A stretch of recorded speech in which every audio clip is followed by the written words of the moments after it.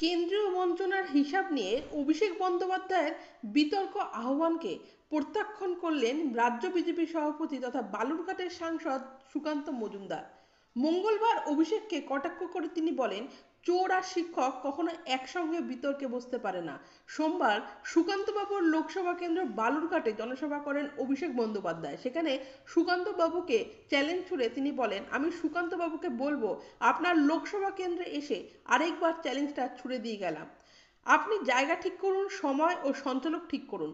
একদিকে আপনি থাকবেন, একদিকে আমি থাকবো। এই 3 বছরে আবাস যোজনায় 10 পয়সার শ্বেতপত্র আর 100 দিনের কাজের 10 পয়সার হিসাব বিজেপি দিতে পারে, আমি রাজনীতির আঙিনায় পা রাখবো না। অভিষেকের চ্যালেঞ্জ নিয়ে সাংবাদিকদের প্রশ্নের মুখে মঙ্গলবার সুকান্তবাবু বলেন, বসা তো যাই, কিন্তু আমাদের সংস্কৃতিকে বলে সাতাত্য বা যুক্তির লড়াই সবসময় সমকক্ষ লোকেদের মধ্যে হওয়া উচিত।